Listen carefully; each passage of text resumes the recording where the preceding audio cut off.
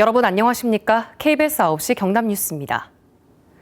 경남교육청이 권익위 통보 결과를 토대로 감사를 한 결과 이해충돌 위반 사례 90여 건이 확인됐습니다.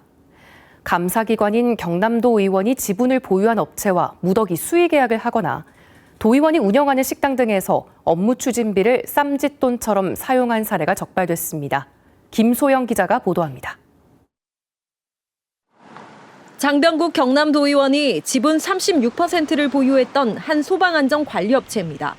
이 업체는 이해충돌 방지법이 시행된 지난 2022년 5월부터 약 2년 동안 경남교육청 산하기관들과 20여 건이 넘는 수의계약을 맺었습니다. 액수로는 약 5천만 원 상당. 공직자와 가족 등이 지분 30% 이상을 보유하는 법인은 공공기관과 수의계약을 체결할 수 없습니다. 장 의원은 문제가 되자 해당 업체 지분을 모두 처분했다고 밝혔습니다. 의원이 되고부터 사실상 회사에 안 나가거든요. 평상시에 아무도 있는 업체가 없고 10년 동안 유지하고 있었던 거고. 또 경남교육청 산하기관들이 경남도 의원들이 운영하는 식당과 꽃집, 빵집 등에서 수십 차례 걸쳐 업무 추진비를 결제한 사실도 확인됐습니다.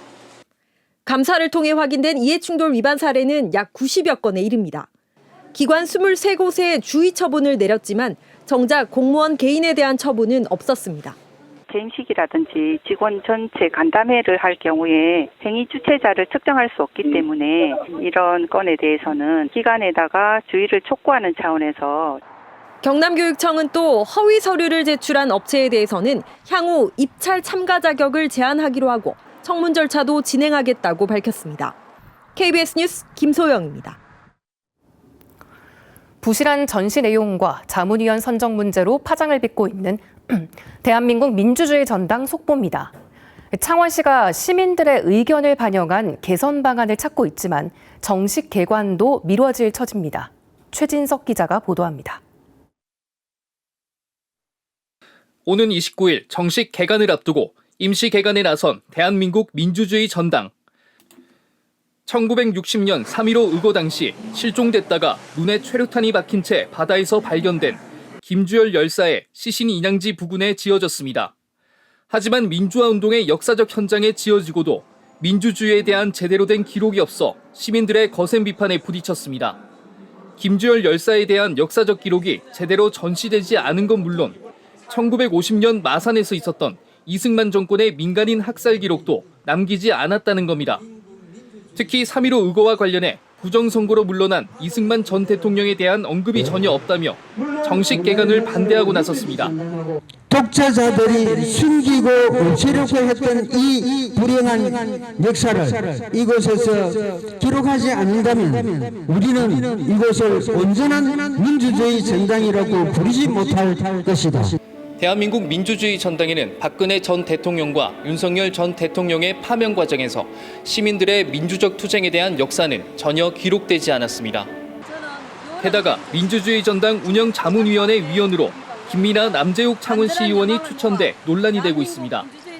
김민하 의원은 이태원 참사 희생자와 유족에게 막말을 해 논란을 빚은 데다 민주주의 전당 건립 추진 당시 추모 공간 조성을 반대했고 여러 군데 영령들을 기리는 곳이 있으면 도시 전체가 무겁고 어두워집니다.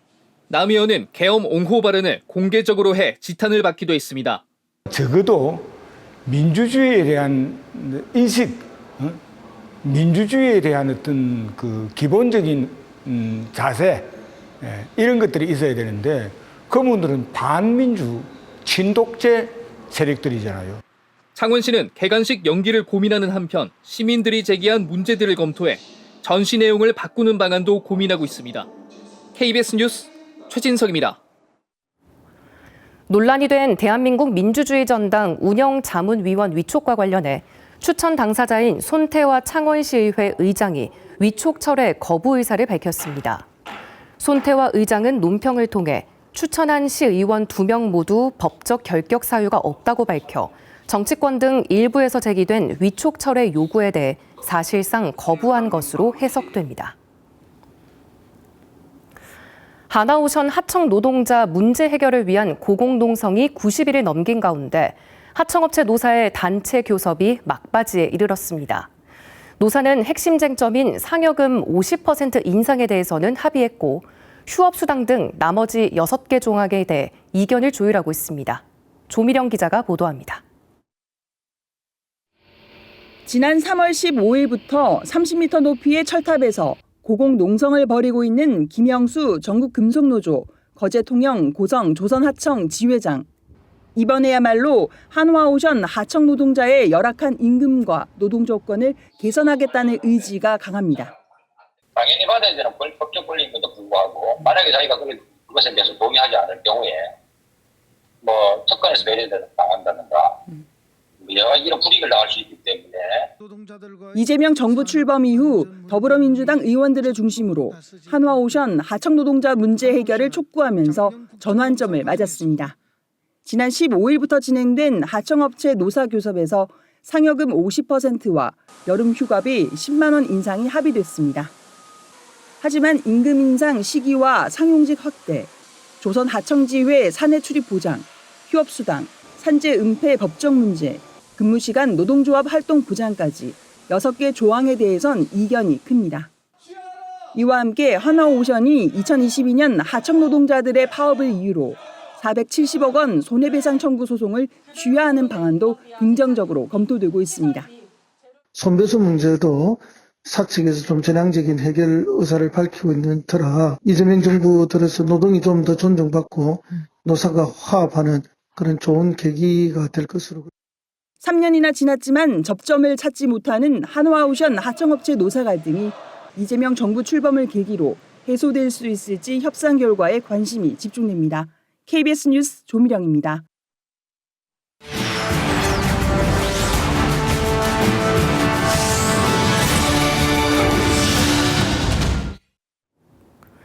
대한민국 시장군수구청장협의회가 오늘 진주에서 민선 8기 3차 년도 공동회장단 회의를 열고 새 정부에 바라는 공동 건의문을 채택했습니다. 시장군수협의회는 건의문을 통해 지방소멸 현안과제의 국정과제 반영과 기초자치단체와 소통 강화, 국정운영 참여 확대를 요청했습니다.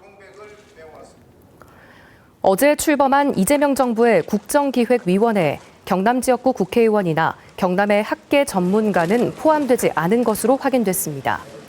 이번 국정기획위원회는 새 정부의 국정운영체제를 구축하기 위해 대통령 소속으로 7개 분과위원회와 기획위원 55명으로 구성됐습니다. 앞서 문재인 정부 국정기획자문위에는 김경수 당시 김해을 의원과 이수훈 경남대 교수가 활동했습니다. 경남의 아파트 매매는 거래량이 회복세를 보이지만 가격은 30주 연속 하락세를 보인 것으로 나타났습니다.